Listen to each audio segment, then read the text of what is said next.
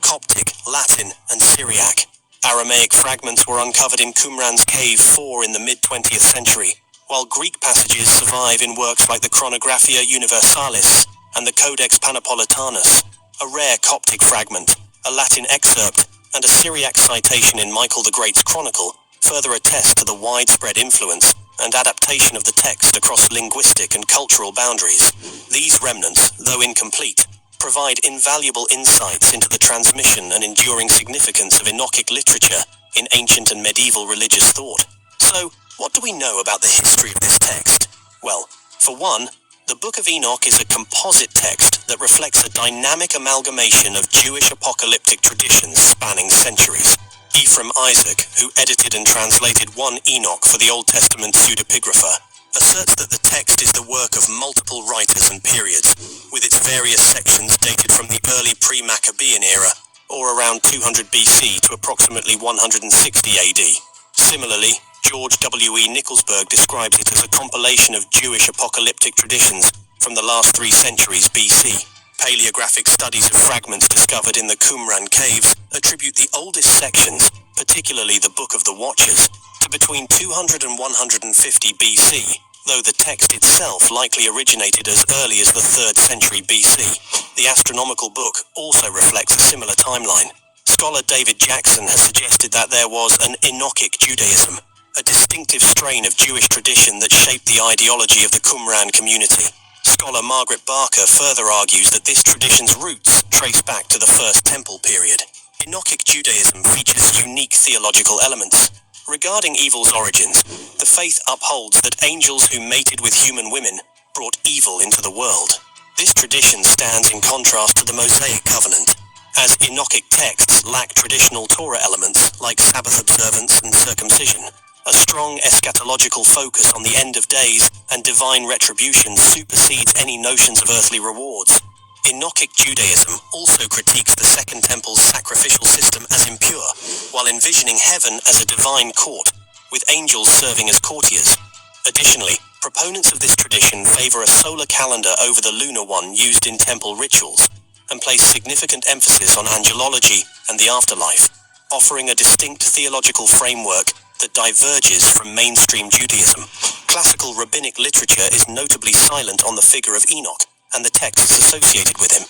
This is probably a result of rabbinic polemics against the Enochic traditions. Despite this, the Book of Enoch holds considerable importance in the development of Jewish mysticism. Renowned scholar Gershom Scholem noted that the foundational elements of later Merkabah mysticism, which delves into the esoteric visions of divine chariots and celestial realms, are deeply rooted in earlier esoteric traditions epitomized by the Book of Enoch.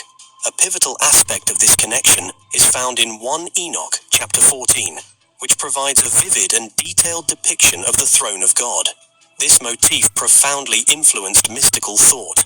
The influence of the Book of Enoch extends beyond Judaism into early Christian theology. This is most evident in the New Testament's Epistle of Jude, which directly quotes the Book of Watchers, a section of 1 Enoch, emphasizing themes of divine judgment and accountability for ungodliness. Furthermore, the book significantly shaped early Christian doctrines, particularly concerning the Messiah, the concept of the Son of Man, the nature of the Messianic kingdom, demonology, resurrection, and eschatology. Early church fathers cited the book both favorably and critically. Figures such as Justin Martyr, Irenaeus, and Origen referenced the text, while Byzantine scholars like George Syncellus preserved excerpts. Despite being deemed apocryphal, the text's impact remained palpable across centuries. However, as the centuries went on, the text all but disappeared. It was presumed lost in much of the world outside Ethiopia until the 17th century, when reports emerged of an Ethiopic version. Sir Walter Raleigh mentioned an account of a portion of Enoch being discovered in Sheba during the 1st century.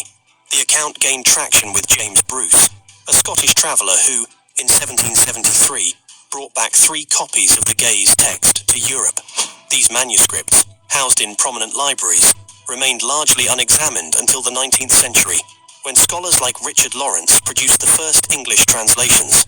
The translations and commentaries of R.H. Charles in the late 19th and early 20th centuries became authoritative references.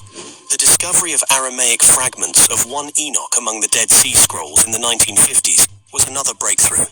This confirmed the text's antiquity and revealed its original composition.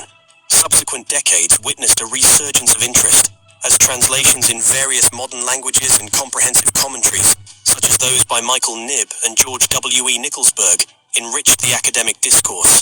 Scholars have also explored the possibility that Enochic literature represents an independent, non-Mosaic tradition within Second Temple Judaism, challenging conventional narratives about Jewish theological development.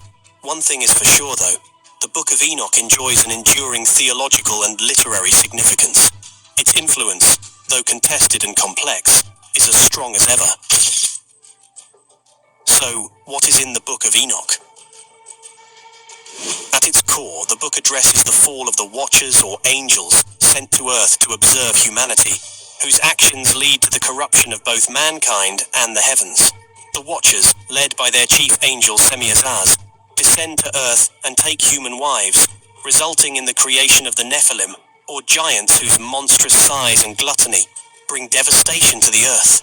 Their arrival and subsequent actions disrupt the divine order, as they teach forbidden knowledge to humanity, including metallurgy, sorcery, astrology, and cosmetics, all of which contribute to the moral decay of mankind. The angels' transgression leads to their punishment, who sends archangels like Michael, Raphael, Uriel, and Gabriel to intervene, ensuring that both the fallen angels and their monstrous offspring face a dire fate. The Book of the Watchers, which details the aforementioned, also includes a vivid depiction of Enoch's heavenly journeys, where he witnesses the divine judgment that awaits the fallen angels and their corrupt offspring. Enoch intercedes for the fallen Watchers, urging God for mercy on their behalf. However, the judgment is unrelenting, and the angels' punishment is decreed. The Watchers are imprisoned, their knowledge deemed a source of corruption, and their influence on humanity is severed. The Nephilim, born of the unholy union between angels and humans, are destroyed through divine intervention, their souls bound to the earth as a punishment for their actions. This section of the text reveals the catastrophic consequences of the Watchers' rebellion, marking a pivotal moment in the biblical Apocrypha.